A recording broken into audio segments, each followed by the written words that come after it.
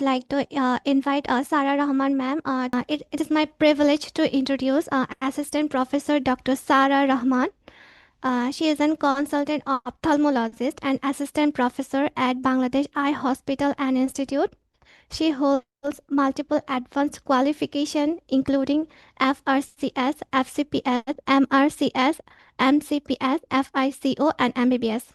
Dr. Sharah has completed long-term fellowship in phacoemulsification surgery at Bangladesh Eye Hospital and Institute, and in cornea and anterior segment at Islamic Eye Hospital, Eye Institute and Hospital, and she is also a fellow of American College of Surgeons. Her main area of specialization includes phaco surgery, cornea, LASIK, trauma and refractive surgery, along with strong experience in managing dry eye and ocular surface disease. Today, she will be presenting on recent update in dry eye. Dr. Sharah, ma'am, we are ready to hear from you. Thank you so much, Fatima. Am I audible? Yes, ma'am, you are audible clearly. So I'm going to share my screen. Can you see my screen? Yes, ma'am. I can see. It is Okay. visible now. Welcome you all. And Pamela, that was a great presentation, and I have learned a lot from you as well. Uh, Probably I'm younger than you, and you have a lot more experience than me, but I think there are some, institutional practice difference, as well as there are some difference in the regional variation as well. So as I'm practicing in Bangladesh, that is the South Asian contexture, I would like to share my experience of treating the dry eye patients. Pamela has covered almost all the things in dry eye, so some of the things may be overlapped with her presentation, but I would like to simplify my presentation and would like to best mainly on the clinical things. An overall update of the dry eye management, and I am working as a consultant ophthalmologist as well as dry eye specialist at Bangladesh Eye Hospital and Institute.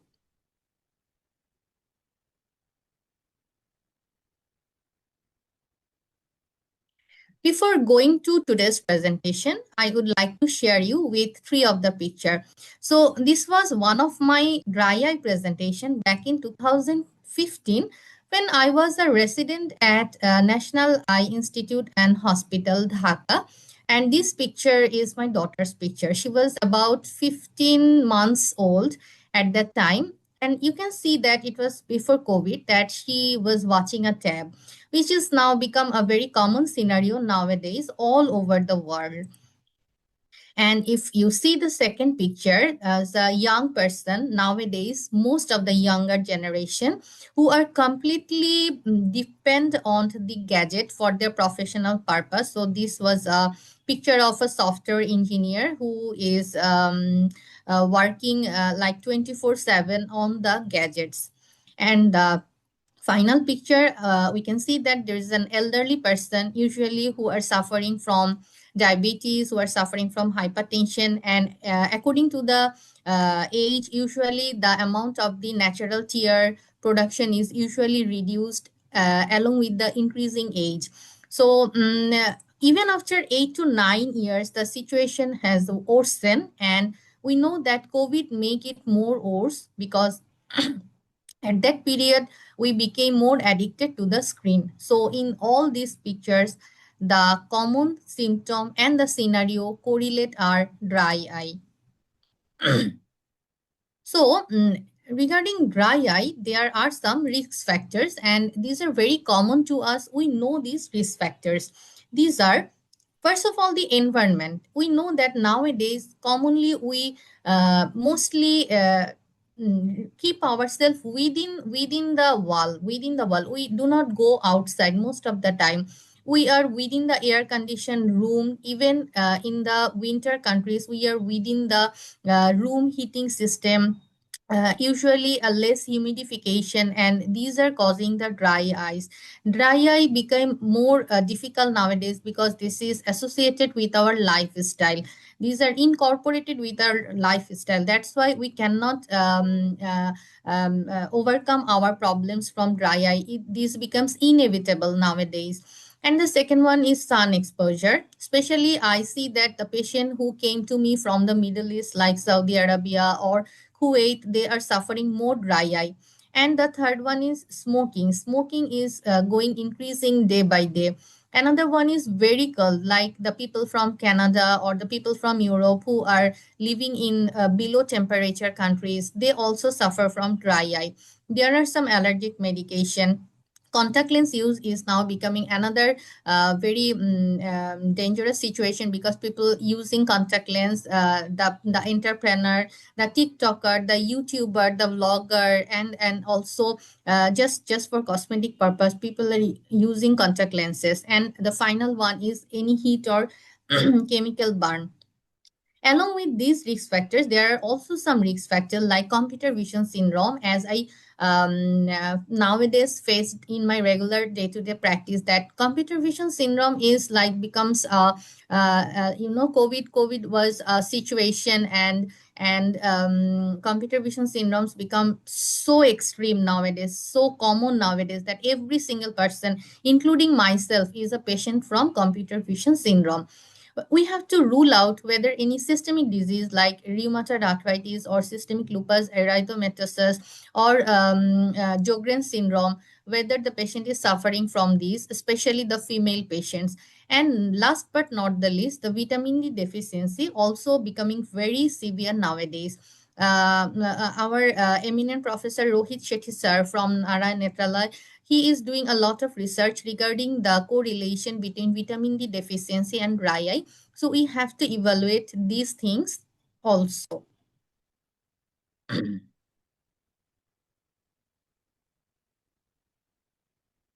So I am going to do the step-by-step management of the dry eye. Just a reminder, there is no definitive treatment of dry eye. So it is written in the American Academy of Ophthalmology first page that the dry eye patients are never satisfied. They are the sufferers. So they usually go from one consultant to another, one doctor to another. The doctors are changing the eye drops and giving artificial tear, but the patients are not satisfied at all. So they are searching for solution, they are suffering and searching for solution. So counseling is of uttermost importance. We have to counsel the patient and we have to explain the scenario to them. Now the symptoms. The common symptoms of the dry eye are stinging or burning sensation, redness and or irritation, excessive watering, sandy or gritty sensation. Usually patient tell me that, doctor, there is something in my eyes. I feel that there are some sand or some foreign body is there in my eye, which is irritating me constantly. This is a very common symptom that patient comes to us. And episodes of blurring of vision, especially patient told us, the patient who is suffering from computer vision syndrome, that after lunchtime or during the evening, the eye becomes tired and they are suffering from blurriness of vision, difficulty in focusing, difficulty in near vision. So these are the symptoms a patient came when they are suffering from dry eye. Now, the dry eye scoring. Before going to treatment, we have to score our patient that whether this patient is suffering from mild, moderate, or severe type of dry eye. Already, Pamela have mentioned lots of scoring system. Nowadays, there are lots of scoring system available, but I am emphasizing the most commonly performed three questionnaire. The first one is the Ocular Surface Disease Index, known as OSDI. The second one is the speed questionnaire, which is the most popular one nowadays. Usually, I personally prefer this speed questionnaire. And the third one is DEQ5, that is the dry eye questionnaire 5.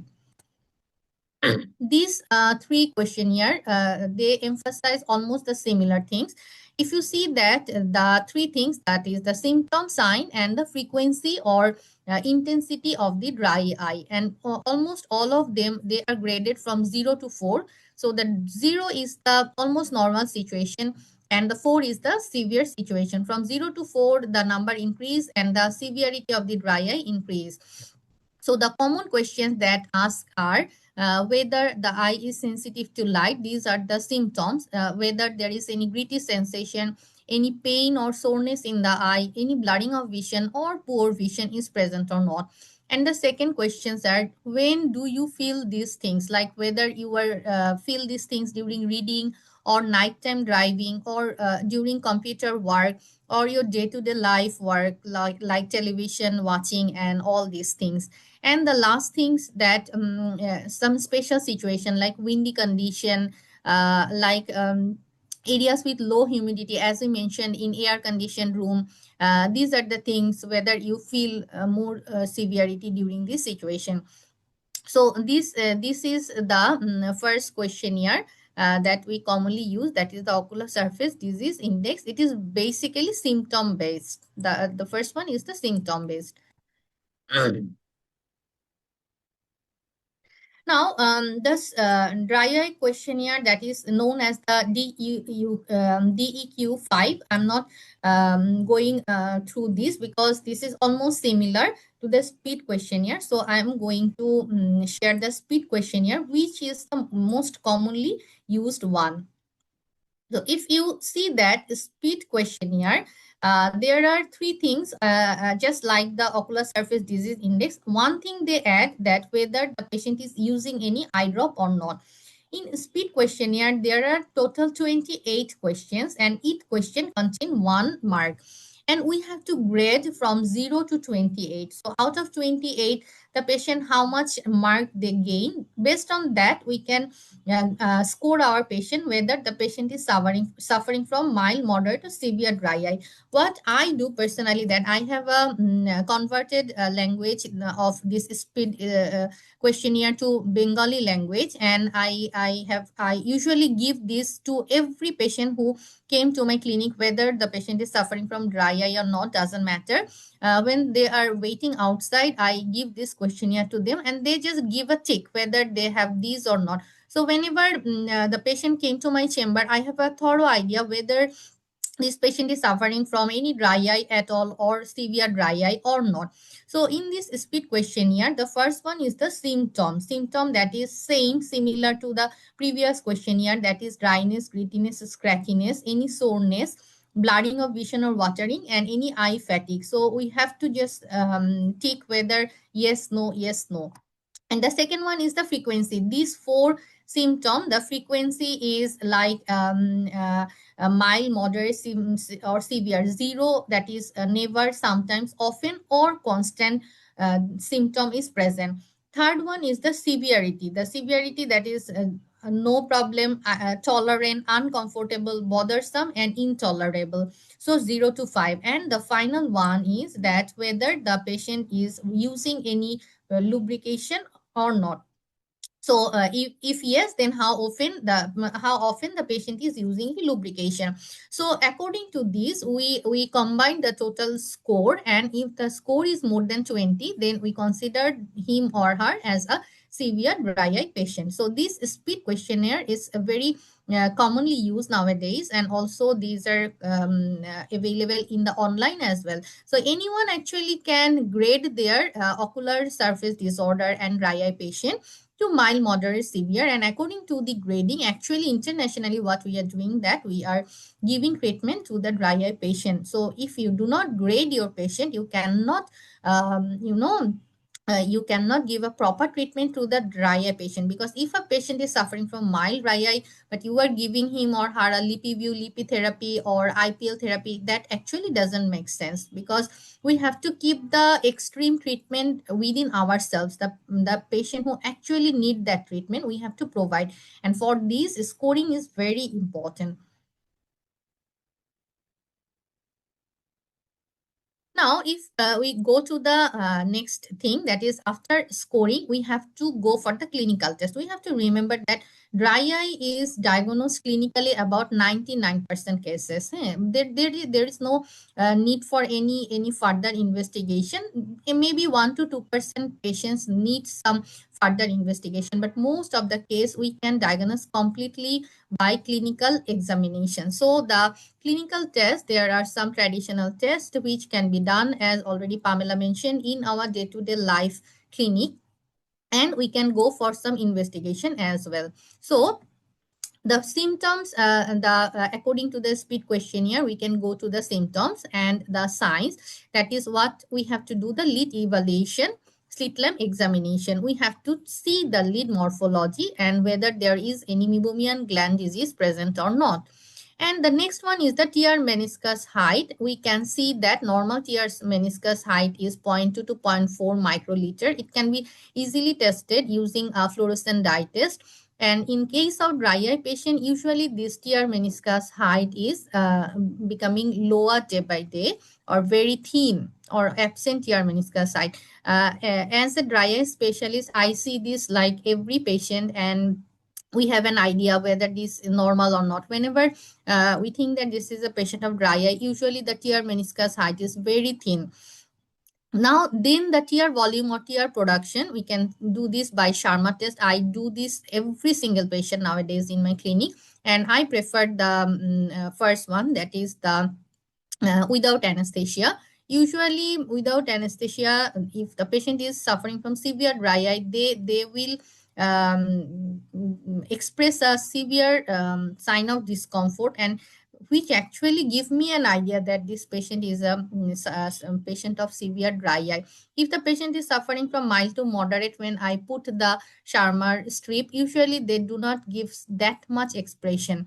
But if this is a severe dry eye patient, then whenever I put the Sharma strip, they will like, it's burning my eyes. So I also think that this correlate with my clinical thinking as well.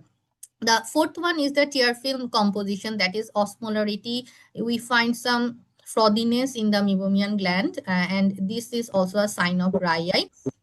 And then tear film instability test, that is tear film breakup time, very commonly performed. I usually, whenever see any dry eye patient, I do the tear film breakup time. And the conjunctiva, whether there is any conjunctival sign or SPK or superficial punctate keratitis is present or not, which can be done by fluorescent stain or rose bangle stain. And last but not the least, whether any sign of filamentary keratitis or mucus plaque is present or not. So these can be easily diagnosed in your day-to-day clinical practice. And now the imaging test. So if we find that there are some lid morphology, like sometimes we find that there are lid notching, there are meibomian gland destruction, there are pouting of the meibomian gland. And in these cases, also the Sharma test, we find severe dry eye. Also the tear film breakup time is less than 10 seconds. In that particular cases, and consistently like 2 to 3 visits, you are finding this type of symptoms, then you can go for an imaging test, that is the mammography or lip view. So LibReview is a costly test. It's not available in Bangladesh, throughout the Bangladesh, but where I work, that is Bangladesh Eye Hospital, Dhanmondi branch, this test is available. So if I'm offering the people that who think that the patient needs a mammography or lip view, you can refer this patient to us so that we can do a meibomian gland imaging if needed. And the next test is the tear meniscus test. We can do this through an anterior segment. Again, this test is also available at Bangladesh Eye Hospital. The fluorescent clearance test is a clinical test. And the tear film composition, this is very important. Usually in dry eye patient, the matrix metalloproteinase and the lysozyme enzymes are increased.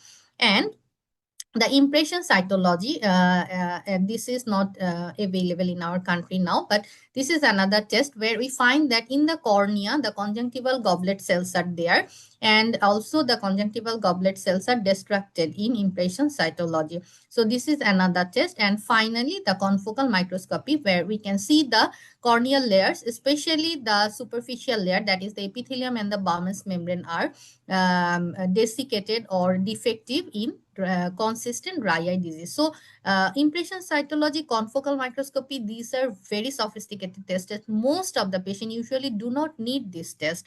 Usually, when we find that a patient is consistently suffering from severe dry eyes for years and years, or a patient from Steven Johnson syndrome, or a patient from a chemical burn, then we can go for this test, that is impression cytology or confocal microscope. Otherwise, diagnosis of dry eye is mostly depend on the clinical diagnosis.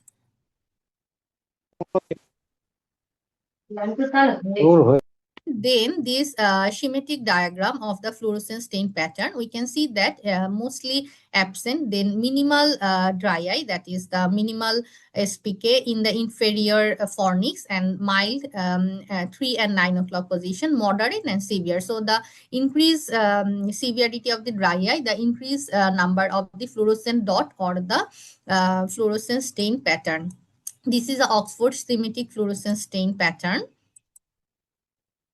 And finally, this is the Dove Medical Press, the modern dry eye grading system, which is the most important for us. If we can see this, that we are dividing our patient into mild, moderate, severe. And this is the overall summarization of our today's presentation, that after I have done the symptomatic test, speed questionnaire, and I have done all the examination, clinical examination and investigation, now I have come to the conclusion that my patient is a patient of mild, moderate or severe dry eye. So if you see this chart, that is this is a combination of all the examination and investigation, like the frequency of the patient, DEQ5 score, tear film breakup time, corneal fluorescence staining is increasing from mild, moderate to severe, and increasing the sign as well.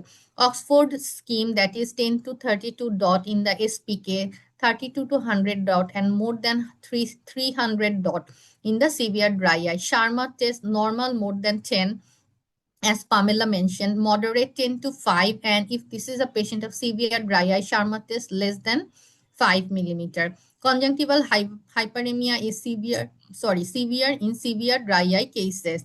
And also the meibomian gland disease, blepharitis, these are present in the severe cases. And the restoration of the ocular surface. So if this is a patient of severe dry eye, the restoration of the ocular surface is not fully possible. But in case of mild and moderate dry eye patient, the corneal smoothness and the ocular surface restoration is fully reversible with treatment.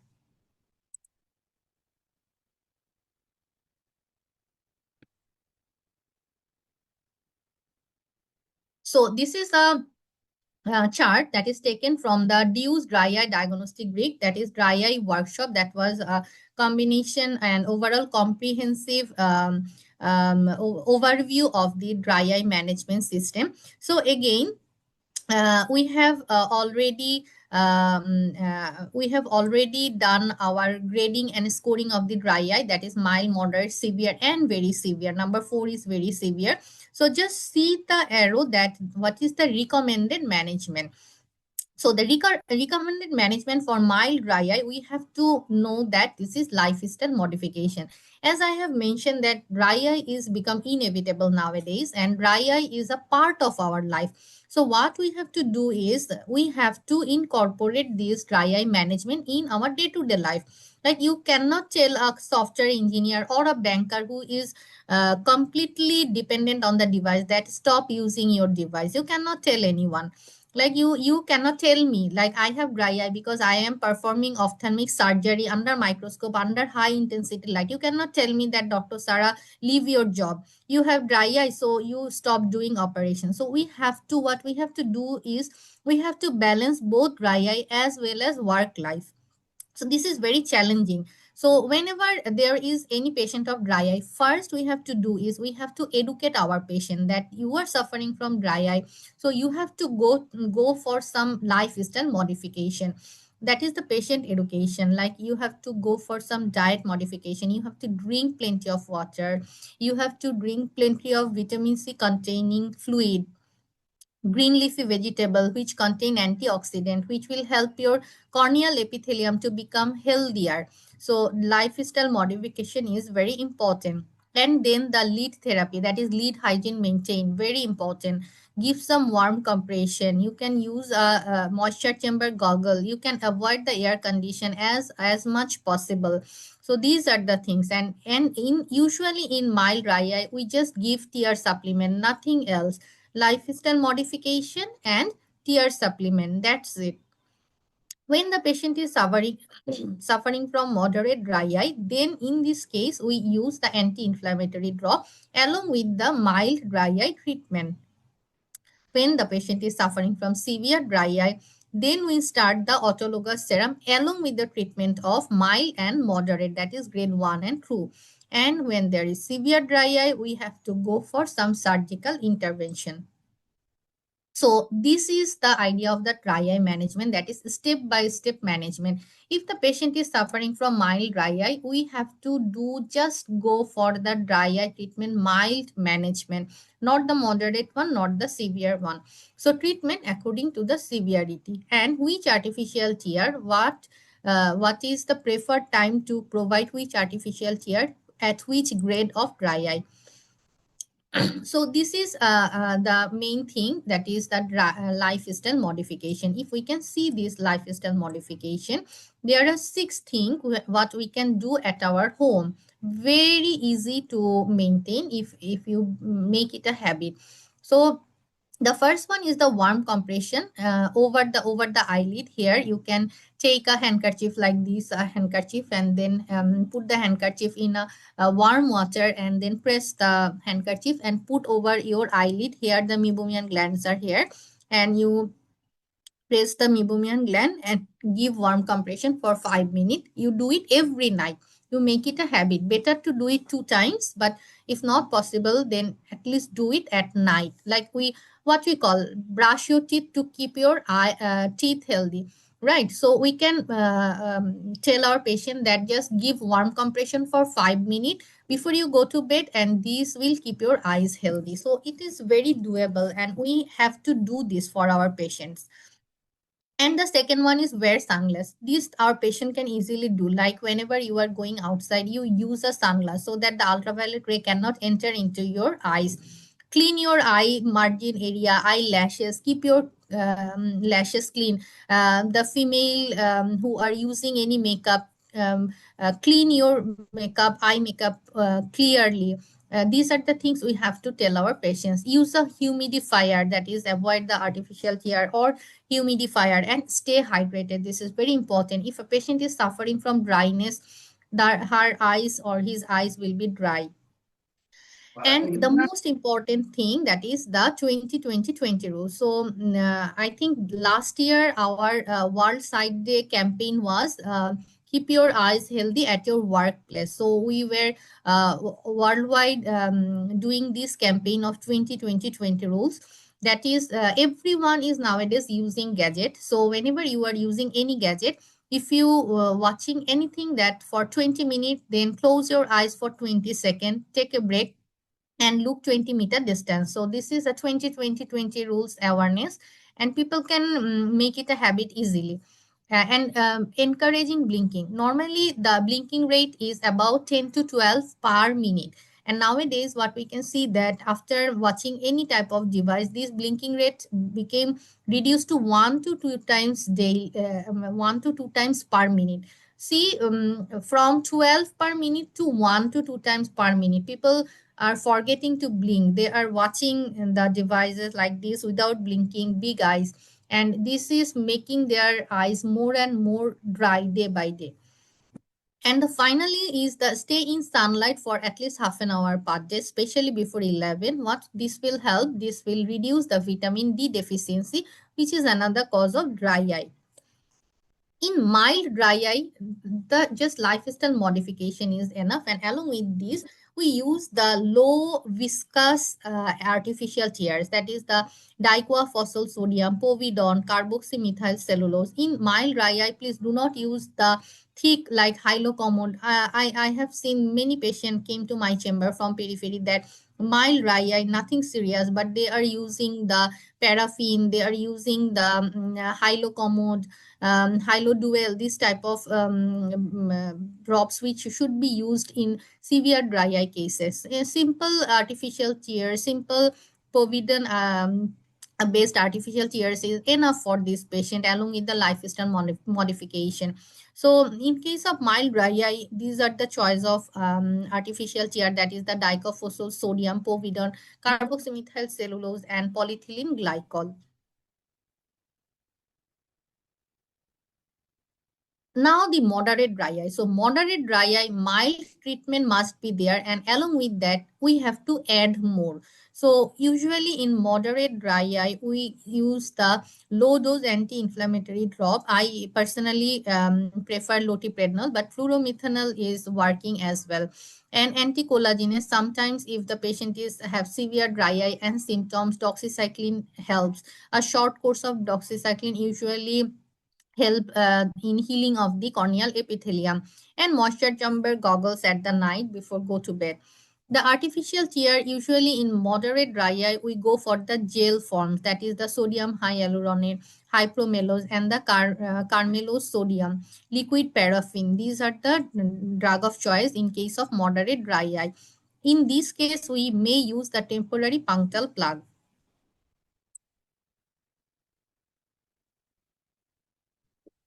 And the severe dry eye. So whenever there is a patient of severe dry eye, we have to think about this, that this severity is hampering the quality of the patient's life. So you have to take it very seriously. So the medical treatment is the autologous serum.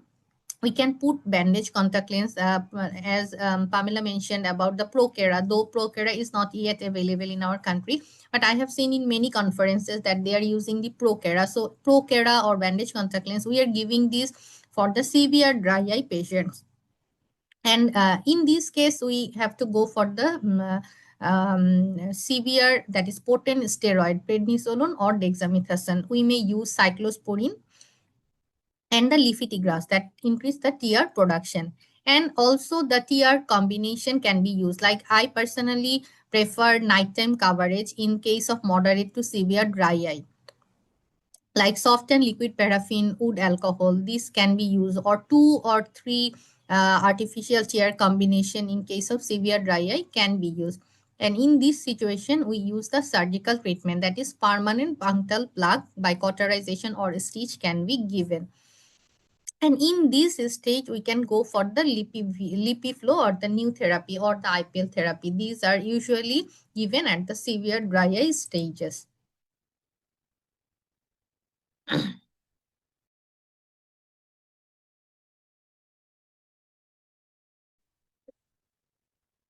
So this slide is one of my favorite slide in dry eye. So this person, he is Professor Majid Sinjaf sir.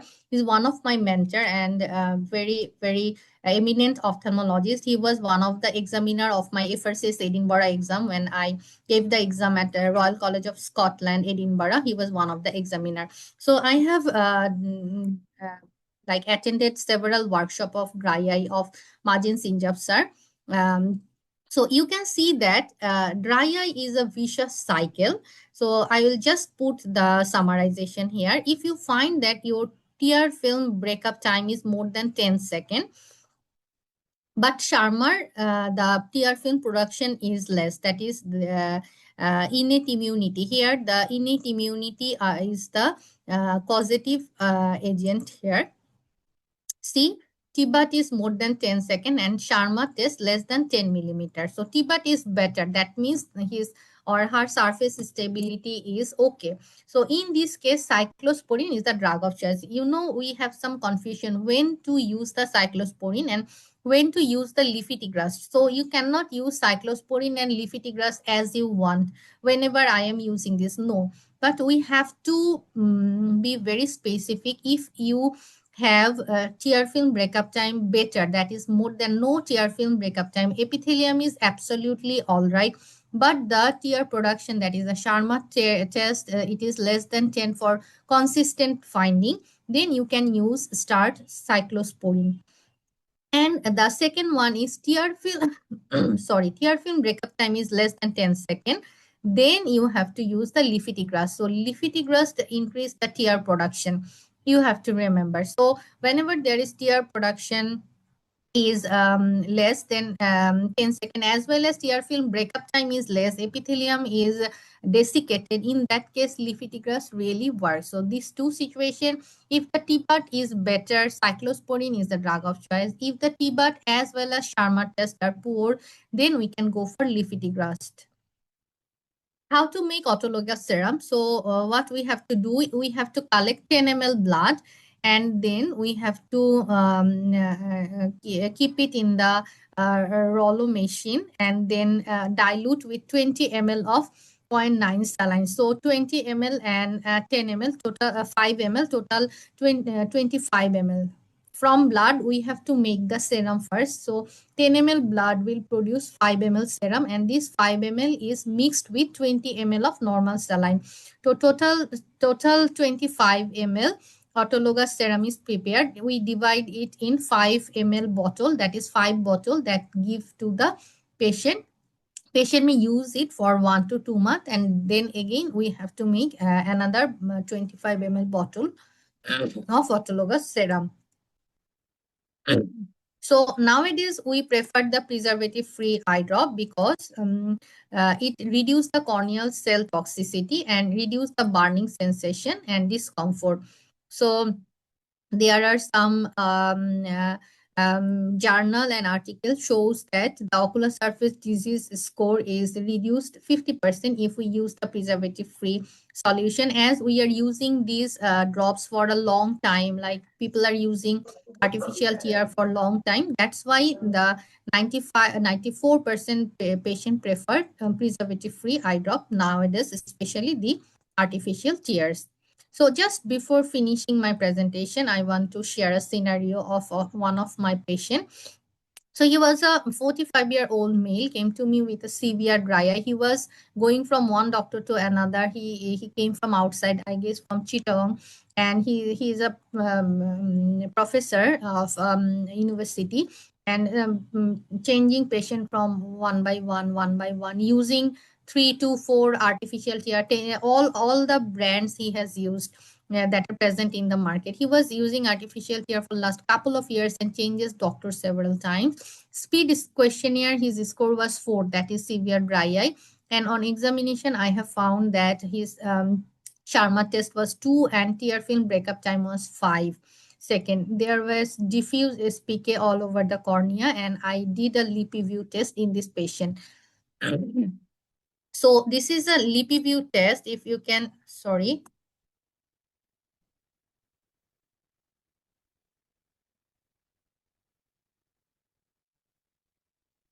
So this is the lipid view test of this patient. You can see that LLT means lipid layer thickness. Usually it is more than 50. In this patient, it is 29 nanometer, and left it was 24 nanometer.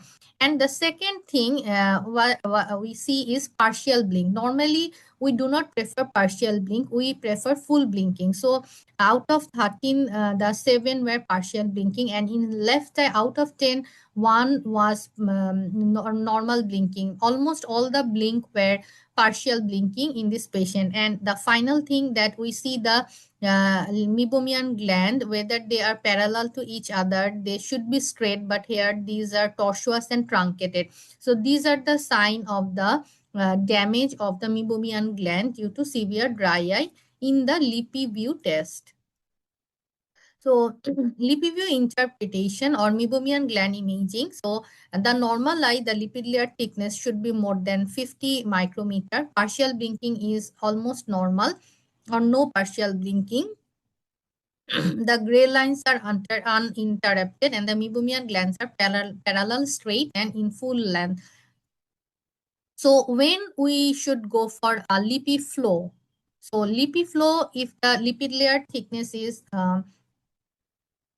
less than 50 micrometer, partial blinking is very frequent, like in this case, gray line are bright, and the meibomian gland imaging shows that the glands are tortuous and truncated.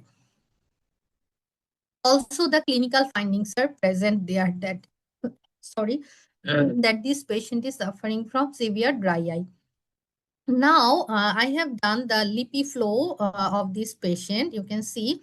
So LipiFlow is a machine which give a consistent pressure and temperature over the meibomian gland, and it help in meibomian gland expression as well as regeneration of the meibomian gland. It helps to regenerate the meibomian glands. So it's take about 9 minutes each eye, the total procedure. So this patient, usually this work for 1 to 2 year if you do this, and later on its efficacy decreases. That's why it's not becoming less popular nowadays, because you have to go for lippy flow more and more when the dryness is increasing. So dry eye in a nutshell. So follow the dry eye grading system and then treat the patient according to the severity. Keep an open mind regarding the profession, like long screen time, banker. You have to keep this in mind. Systemic disease has a key role, like if the patient has any rheumatoid arthritis or any low back pain, you have to refer the patient to medicine specialist. If the patient is suffering from vitamin D deficiency, we have to treat the underlying cause. And last but not the least, remember, dry eye patients are never satisfied. Therefore, counsel them and treat them with sympathy and empathy. That's all for today. Thank you. Thank you so much, Dr. Sarah, ma'am, for this informative and enlightful session and your presentation. Actually, we get a lot of real-time experience also from your presentation. Thank you very much, and we truly appreciate your time and guidance. Thank you. Most welcome, Fatima. Thank you to you as well. Okay.